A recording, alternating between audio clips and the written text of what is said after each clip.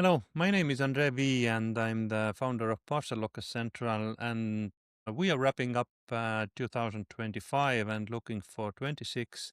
My today's guest is old friend Christian Oestergaard. Hi, Christian. How are you doing? Hi, Andre. I'm good as always. This 25 is going to the end, and it was quite an interesting year, quite a busy year for us. I would start from with a question because as I'm talking lockers mainly, and you are holistic, you have a holistic view on the whole market. Parcel lockers were taking one third of the Amsterdam Post and Parcel Expo, and then getting the bigger sort of product category in the industry. What do you think about that? Is it good? Is it bad? Is it maybe overexposed? Or is it our future that lockers will be important also in upcoming years?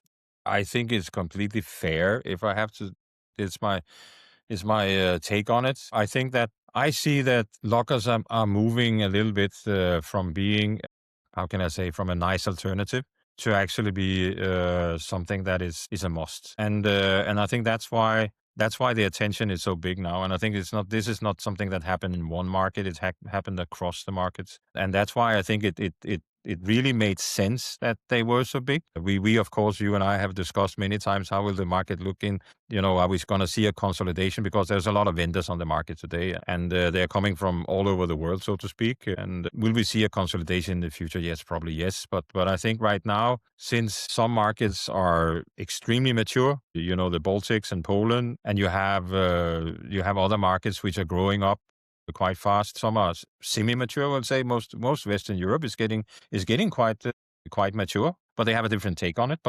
But in that sense, that I think it's probably the largest structural change that we see in these days, and it makes sense. We haven't. If you look at in the old days, you had sorters taking that space. That it was. It was automation that was moving that way. It was also pretty fair because it was also something that we all needed. And that started maybe that journey maybe 20 years ago or 25 years ago. That is what I noticed by seeing all my colleagues in the business. They're same age as me when it comes to automation, but when it comes to lockers, they're typically much younger. The people, they are like a one generation or two generations later. So in that sense, that it was it I think lockers will also be quite large when we come to next year, as we said in London, and we I think the only issue is that we are outside EU in order to make that exhibition just as flawless and impressive as it was we were in Amsterdam last time. Yeah, I agree with you, but let's talk about maybe later about that next year exhibition. But you were mentioning the deployment speed of lockers.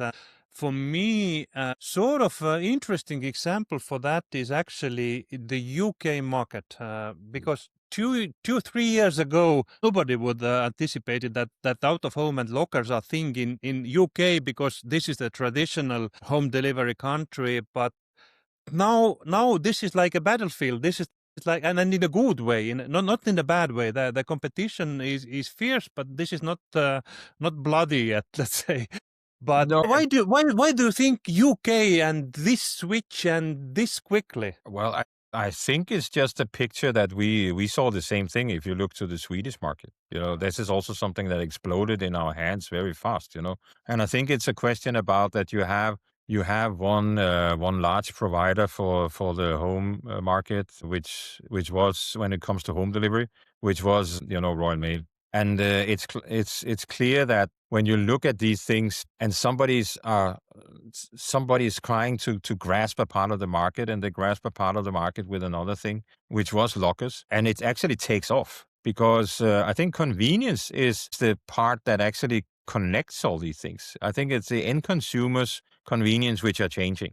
I think that is the one that, and if you don't follow, you're lost. And I think that's why we see the battle now in England, because it's actually, I think that if you want to talk about the most stunning scene that happened from a locker point in Europe, it's probably the UK market, followed maybe by the Spanish market, because that's also a battlefield now. But it doesn't grow as much attention as we see now with what's happening in UK. And I think I think it's a health thing for the business. And I think that also when you have somebody who's specialist like InPost stepping in and putting their mark, it really makes you as a local provider, you have to think. You have to figure out how to meet that. And because these guys are professional in what they do. Not saying that the others are not professional, but these guys are this is their core business. They don't have any other parts of distribution. So this is what they do the best, and probably one of the best companies in Europe right now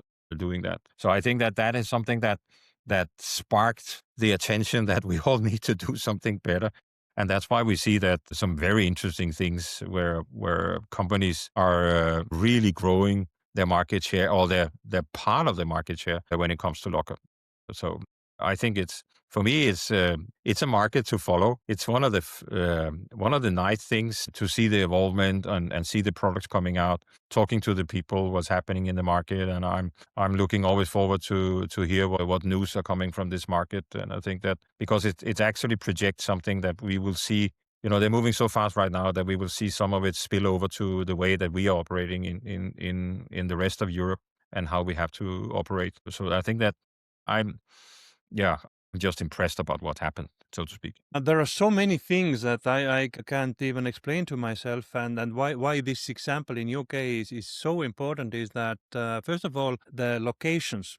Sort of UK has been developing their infrastructure, real estate for centuries without any big wars involvement and bombing. So London and the UK is really tense. There is no free space, and still they find locations for the lockers. So if UK can do that, every country can do that, because this is the biggest one. So that's why I think they are a good polygon also for the location sort of theorists to see how UK solves the location problem with public parcel lockers. But I think it's also something that is more structural when you look into the changes of how the Generation Z and how the Generation Alpha are acting in a market.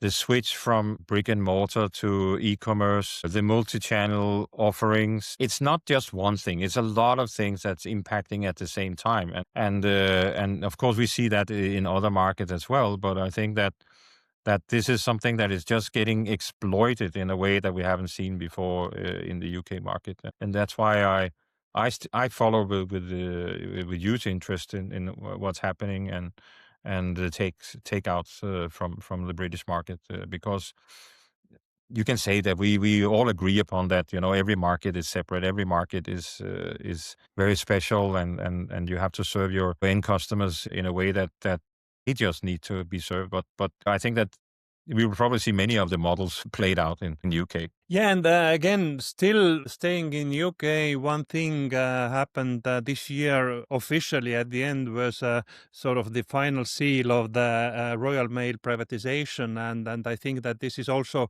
making a big influence on the whole market, because again, we all feel the energy that is coming out from Royal Mail and also GLS network, part of that IDS group, Yeah. and I think this is sparking also the competition in UK. Yeah, and I totally agree. And I think that they have done some fantastic things now lately. I think that, they are investing fortunes in their network structures. They are making, now they're putting tags on everything, and also making sure that everything is connected, which they hadn't had before. They step out of a mindset, which is a home delivery, into something that is different. I think also that they have managed to get the grip on the unions, that they also see that now that there's being invested into to their company in a way that they never done before. So I think also when we look at, I saw a market share evaluation right now.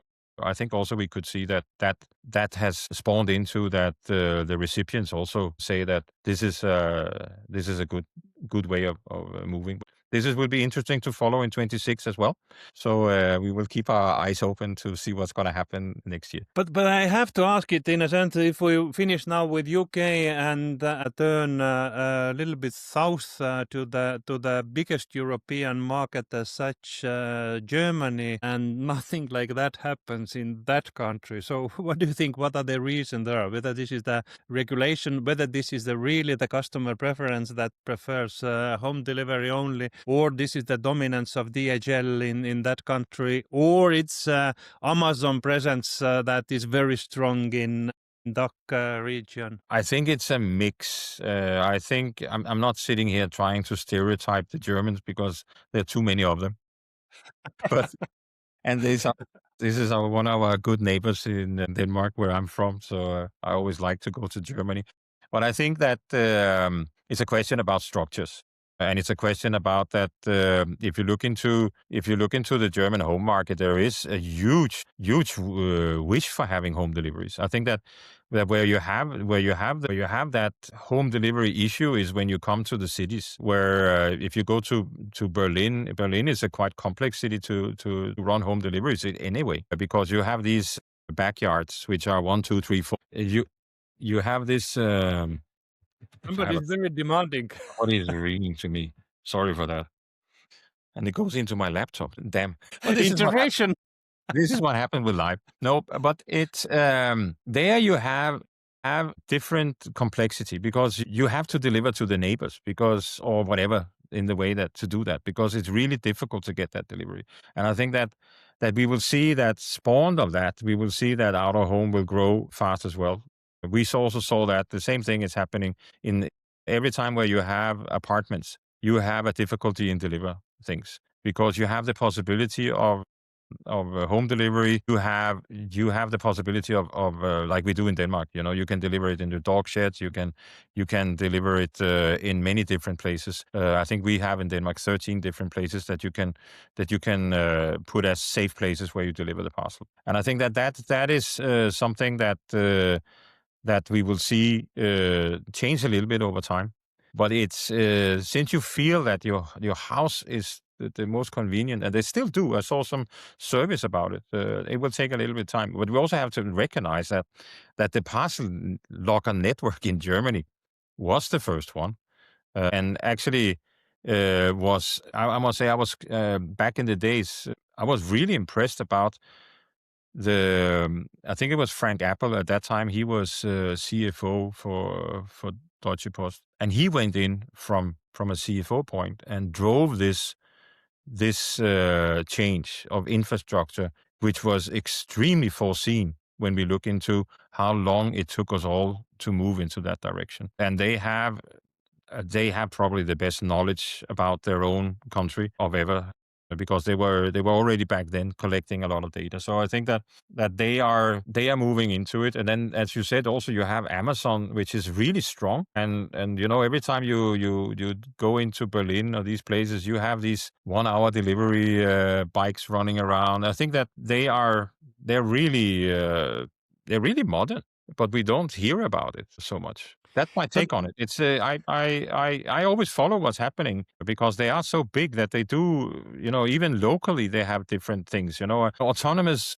van deliveries is tested many times in Hamburg and in Berlin and these things. It's an incubator of startups, and I think that is some of the things that's extremely interesting. I talked to startups which were experimenting about making central delivery points and trying to organize, locker deliveries from one central address with a huge success, except that they had to close, unfortunately, because they couldn't get the European funding for things that they on the American market say, okay, fine, this looked good, and they got funding from US, but they couldn't get the funding in Europe. So I think that and I feel it also when I go to Berlin. I feel that the startup scene is extremely bright, extremely ingenious in the way that they see the future markets and the way that they interpret the future consumers, end consumers, and how to act on them. I think we will see some interesting things coming out from there for sure. yeah, and then from that sense, we definitely will keep an eye on Germany market development. And then from that comparison, I'm really astonished about how easily France has been adopting actually lockers compared to Yeah. Germans, because I sort of thought that Germans, like a technical and technology people, are much more eager to do that. But yeah, No. that only proves that markets are different and there is no one size fits all. No, and I think that this is also learning points that we discuss all the time, that you have these differences locally and you have to adapt to that local need. This is the most important thing because you can't. It's very few things we can force down to people. I think Amazon is the main possibility of doing that because they take the funding, they have the funding from the products, and they control the whole marketplace towards the distribution selection, and thereby can experiment into things like you saw the 1 hour deliveries or these things with actually having a huge cost in implementation, but transforming people's needs by giving them opportunities that they didn't dream of in the beginning, but they actually find was quite nice. And this is their way that they actually keep on challenging the market, which is something that we all have to respect and enjoy also. But let's talk about technology now. That this is your specialty and your special interest. You have been very hands-on with computer vision lately in logistics. But what other trends you see evolving right now that might shape the upcoming years? Is it humanoid robots? Is it self-driving cars? Is it AI, as everybody is predicting? What is your bet? What will change our industry? I think the simplest thing is actually the AI. I think that is the simplest thing. When you talk about the other things, I think that let's just start with the lockers. I think the lockers will be more or less the same type of lockers we will roll out the next 1, 2 years. I don't see, I personally would prefer that we are moving into technology more as a part of the lockers. I think we will see the technology moving into the maintenance parts, the connectivity parts, these places where we already see good solutions on the market. I'm always trying to say that, when you build a locker, put some sensors into it because it doesn't really impact the cost of the locker, but it gives you information that you in the future will need, which you didn't think about. I always say that, put a sensor in that can listen to what's happening on the locker. You can train an AI to figure out if somebody's is spraying graffiti on it. That is easily, there's just, you just train an AI to listen after graffiti. And then you have a part that you actually know when your locker is working. You can have it listening to how the compartments are making noises. This is you look for abnormalities all the time. You can start to get an idea about, maybe this is stupid, but I don't know. But this is, in the future, how long are people about standing in front of the locker? How long does it take for them to close the locker? How fast is it from they are they are putting the code in or whatever? Do they take the parcel out? Are they reflecting on the parcel before or they're just taking it out? All these things has an impact on when you have to scale largely in the future. And these are this is data capture that you can get very cheap by having sensor technology. You already have a lot of sensors because the batteries that you put in, they need to have a temperature. You have motion sensors that in order to see if somebody is tampering with it or somebody is by mistake backing their vehicle into it. All this is something that you need to be, from a customer care point, you need to be extremely attentive on that this place is actually functioning all the time. And you need to make sure that. So I think that this is, and when it comes to the lockers, we have sensor technology, we have AI to listening in to figure out what kind of learnings do we have. I think that will happen before we see robots moving into lockers. I truly enjoy what Smart Cell is doing because what they have is they have a vision. It's not about what you see today. It's about the vision that they have in the future on how these things could become autonomous. This was something I was working on 4 years ago with an Estonian company and their autonomous vehicle. And because I really believe that we will still have these autonomous lockers at some point. We see them in China driving around in test areas, but we see more and more of these locker-like vehicles driving, and we see them in Singapore now and I saw DHL now is also having autonomous vehicles driving. I think it was in Singapore also that they are driving from the terminal to the hubs, and it's not taking long before you can find a robot that can actually fill a vehicle like that and then have it roaming around in the streets. I'm not seeing it's going to happen in Europe first because it's still a position game. It's still about getting these lockers out to the end consumers as fast as possible to the places where it makes sense. But that also gives me back again to one of the biggest problems where I think AI can help.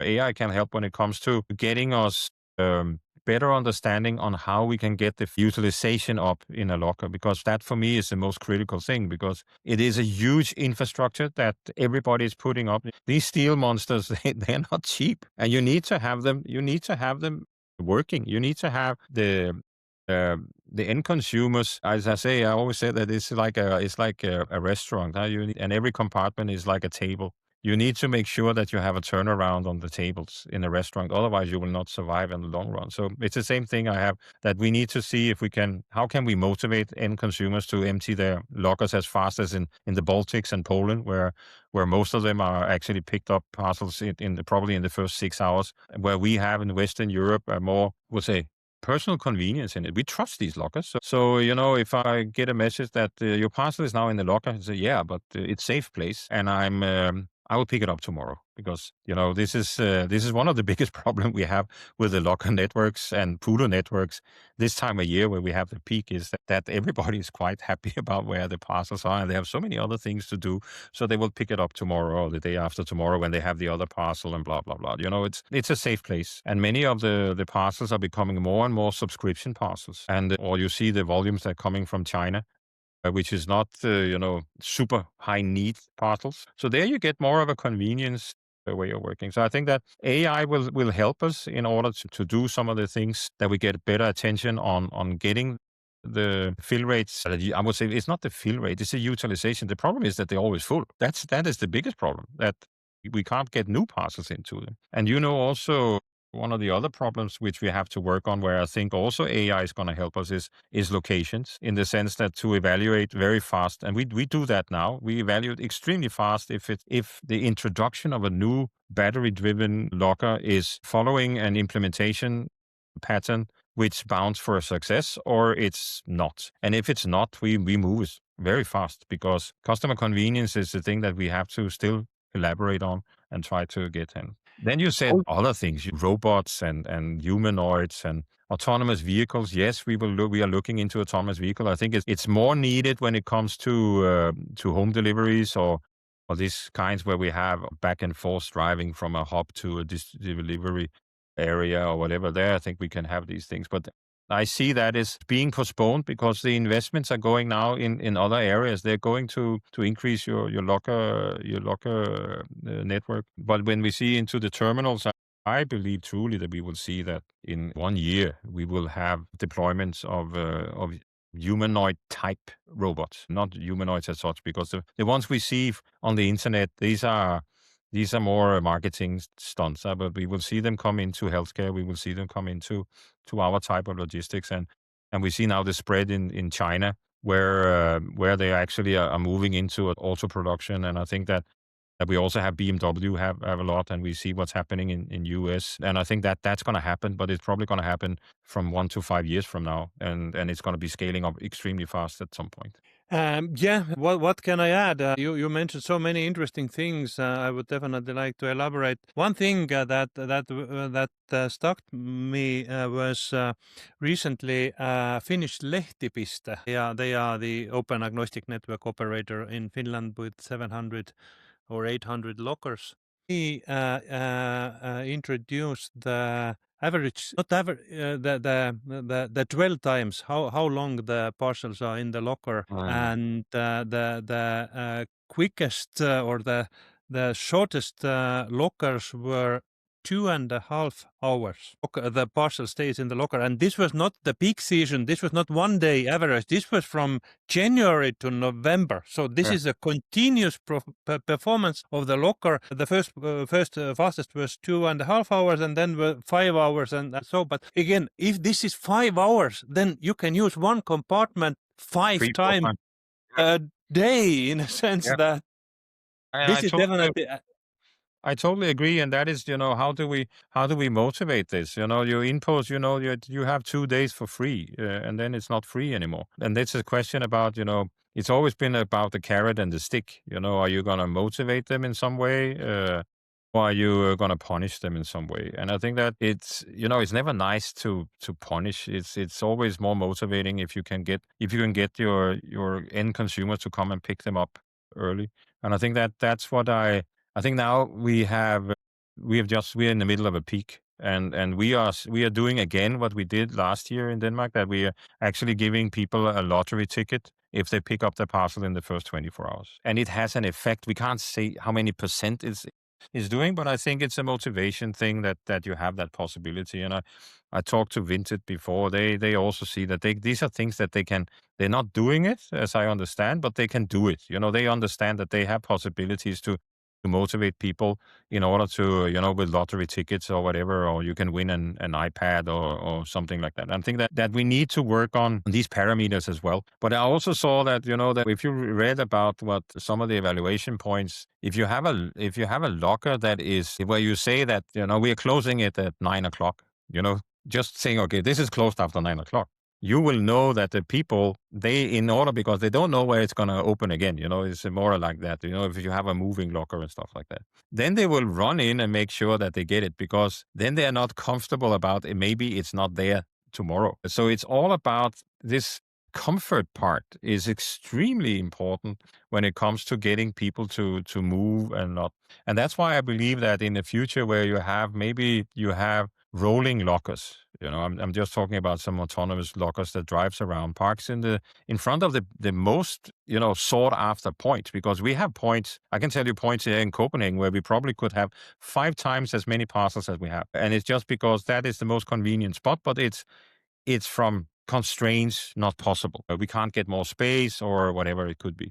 But if you had one that parked and said you had 6 hours to come and pick up your parcel, and then it's autonomously driven away, I'm sure that people will just find the way to go down themselves, or have their kids pick it up, or whatever it would take. So I think it's also, you need to maybe motivate people in order to move that way. I think that could be quite interesting. But I thought that the Finnish market, I saw that there was a report on the lockers, and I thought it was quite interesting. Also because Finland is really a locker market as well.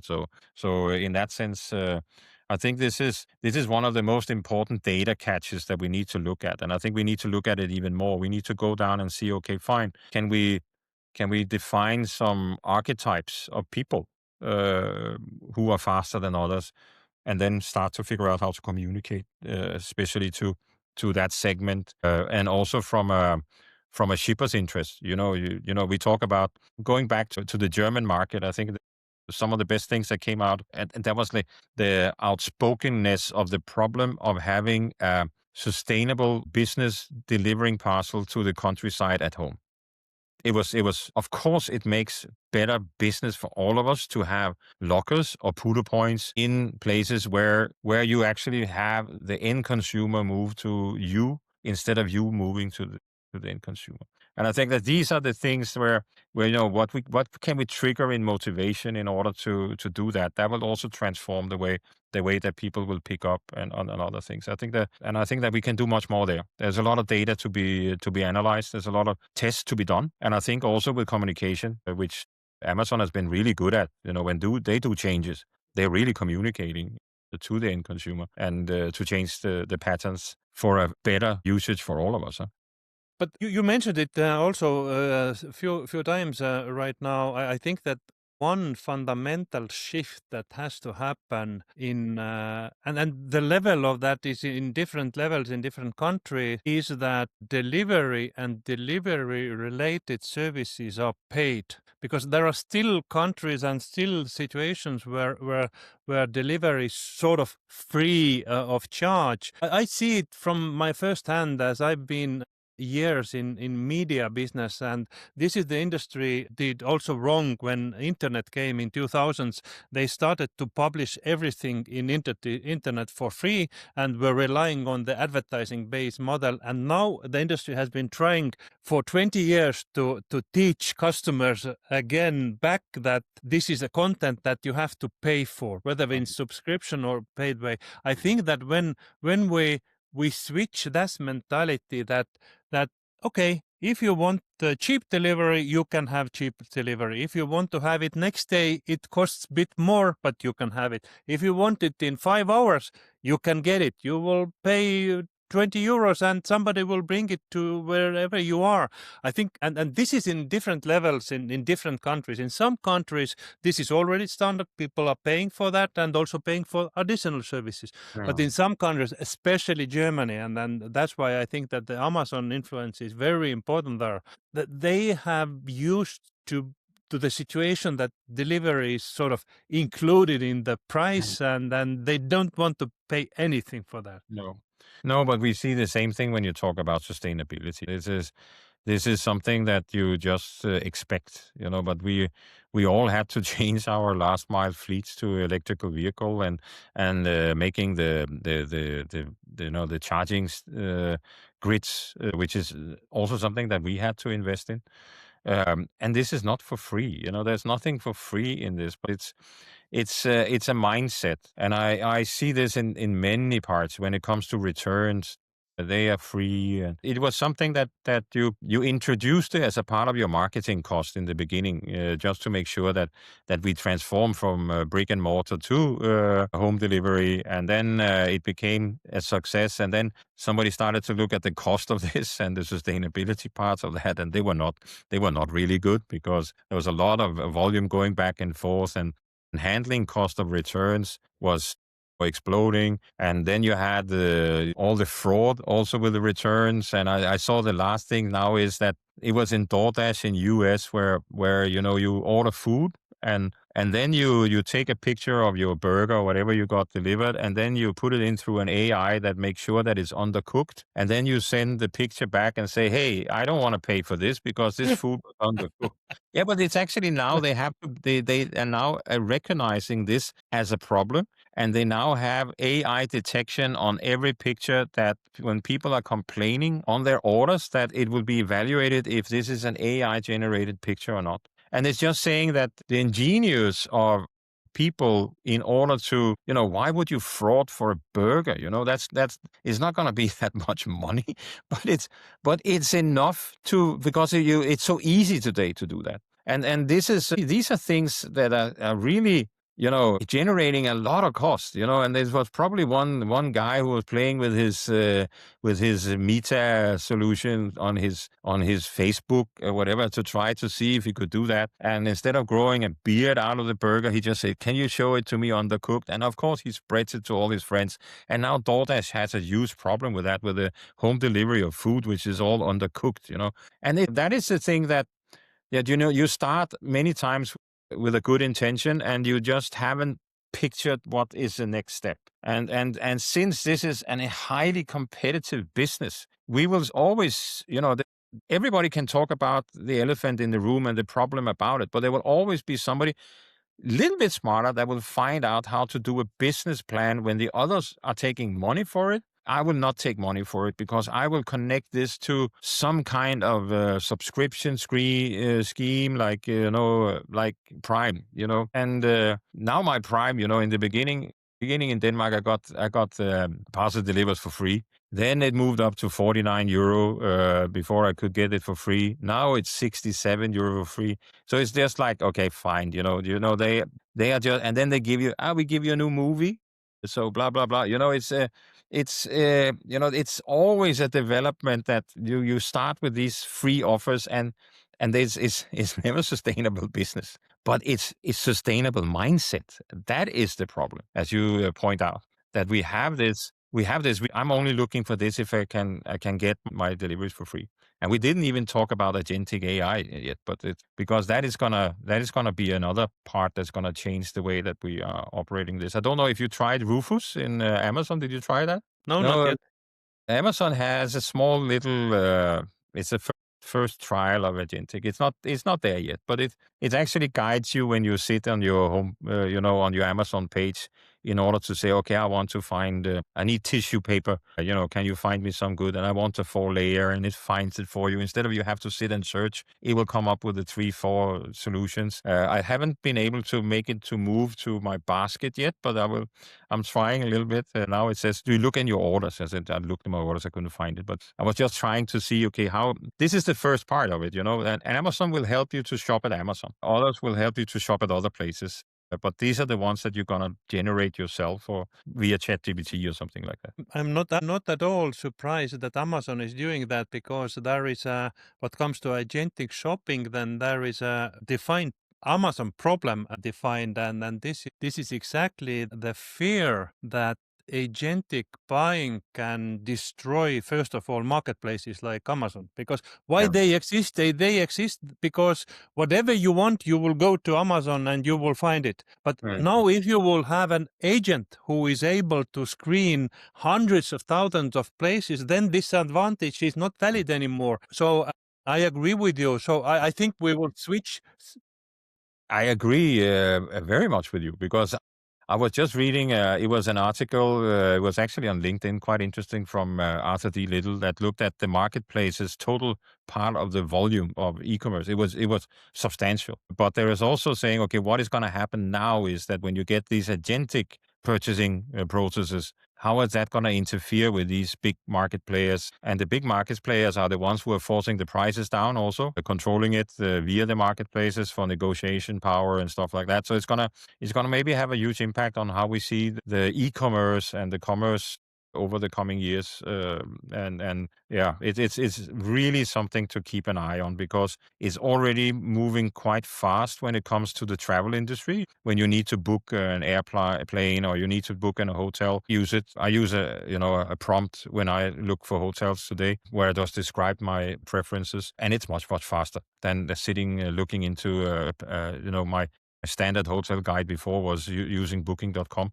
And but I always was very irritated on their search machine because I thought it's really not working for me. But now it takes me 2 seconds and to figure out where to get to the hotel. And then maybe I just give me the hotel number. I will call them directly, and they know that they save maybe 17% of their cost by not going to a platformer. So I think it will be something we will see having an impact on our industry over the next 2-3 years. Absolutely. I absolutely agree with you. I feel the same trend. As you said, exactly. The hotels are not willing to be part of booking because the commission is so high there, and also don't get the. I have a special problem. I don't get invoices for the hotels through Amazon or through Booking, and this is a nightmare. So it is with a proper AI use, it's already easier to find a hotel directly and negotiate direct deal better than through Booking. So I think that AI is influencing the big marketplaces in whatever. This is not only e-commerce, but whatever aggregated businesses there are, they volumes. On the other hand, I don't think that 2026 is the year where the breakthrough is coming. I think it takes more time. We will have some samples next year, definitely, or success stories that can be there, but this is not going to be. I can agree upon that also, but like just maybe my example of this undercooked burger, it goes extremely fast in some groups of people.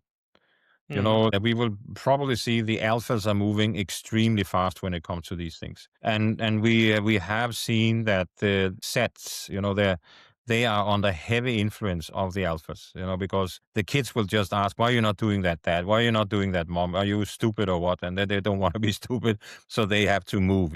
It's going extremely fast with a lot of these service purchases, a lot of these purchases of I would say some goods, and we see that the industry is moving. I thought I had a discussion about the parcels are getting smaller. Yes, when we get an overflow of Chinese goods, but if you look at what's happening is that a lot of the heavier brick and mortar, they see now that they also have to move into to our e-commerce So the idea of parcels are getting smaller is a tendency with a question mark on, because I saw that one of the biggest growths in I don't know if you read the PostNord e-barometer. It's now in English, I can say to you, which is quite interesting to see how the Nordic I market can is. use AI already for Yeah, years, but so the language is not a barrier for me anymore. we actually made it in an English version, and it actually says that the sectors which are growing fastest right now is furniture and stuff like that. So we are getting other types of products into our baskets than we had before, as some of the fastest growing. And interesting enough that books, of course, they've been under pressure all the time, but now they're under even more pressure because of the C2C exchange that is happening. So there are some fluctuations in the market, which also are quite interesting to monitor when it comes to how we're going to design our networks and how our terminals going to look in the future, and how are our lockers going to look in the future. It's also a question about sizing and stuff like that. And yeah, there's quite a lot of interesting things happening. Yeah, Christian, we have to start wrapping up this session. We agreed to talk 15 minutes. It's already 45, and there is no end for that. But let's finish it with some provocation. I'm trying to ask you rapid fire questions. I fully agree if you can choose one option, because they are a bit contradictory, but still, let's play the game for Yep. the next years about lockers, whether autonomous battery-based locker or traditional locker. I say traditional, Okay, for the networks, whether agnostic or carrier specific. carrier specific, For the partial locker business starting to boom, what is first,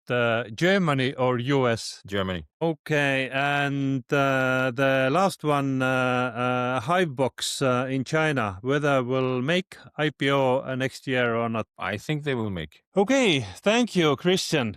But I have to I say, think when you with talk about Germany and US is interesting, but it's like I say, it's a Burkina Faso model. It depends on where you're coming from. They don't have many lockers, so you will show some very good figures in the beginning. And Germany is a quite mature market. yeah, yeah. You have the DHL, you have the collaboration with GLS and DPD, which is also a quite interesting one. So, but I think we will see things happening in Germany for sure.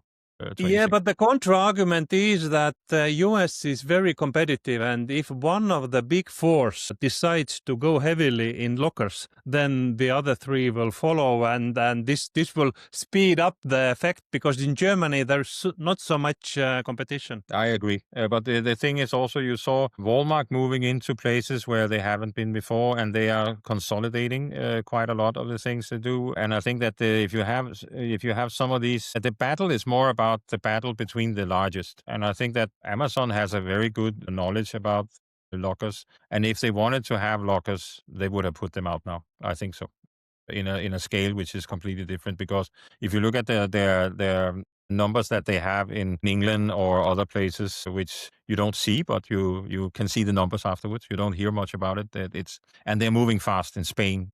Amazon lockers are coming up everywhere. I think they will put the money where they need it. And right now it's not US. But this is my take.